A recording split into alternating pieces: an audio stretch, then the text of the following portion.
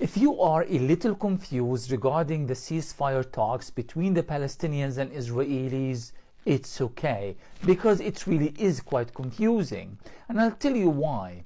Remember on May 31st, President Joe Biden made a speech in Washington in which he said that I am presenting a ceasefire proposal on behalf of Israel, which was very strange to begin with. But the odd thing is that that ceasefire proposal was something that Hamas eventually accepted on July 2nd, I believe. A couple of weeks after, or 10 days exactly, after Biden gave that speech, the United Nations Security Council, at the behest of the United States, actually accepted Biden's supposedly Israeli proposal as the foundation of any end to the war on Gaza. Then, a couple of weeks or so later, Hamas accepted the ceasefire unconditionally. And that's when Israel backtracked. And not just that, the United States supported Israel on backtracking on the very ceasefire that the Americans have communicated supposedly on behalf of Israel. You see, that's why it's very confusing. Until very recently, when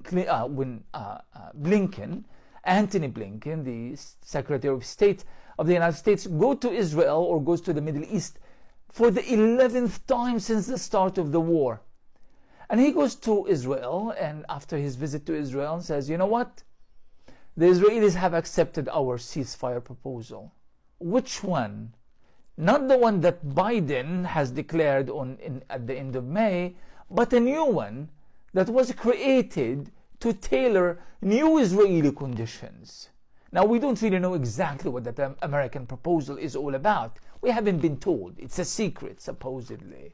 But the thing is, even after Blinken made that ridiculous and outlandish claim that the Israelis have accepted any kind of a ceasefire agreement, the office of Benjamin Netanyahu came and said, no, there's absolutely no intention on our part to end the war or to leave Gaza, and our intention is permanent occupation.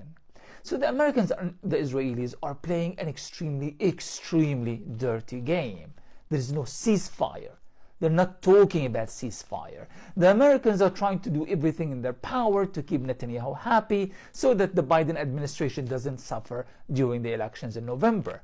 And the Israelis know that very well, so they are playing a game in which they are making absolutely no commitments of any kind.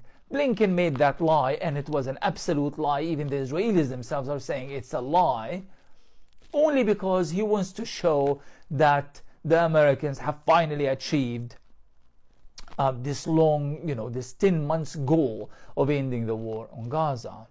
So what the Palestinians have said and continue to say, that we remain committed to the Biden proposal initiated at the end of May, in which we accepted early July.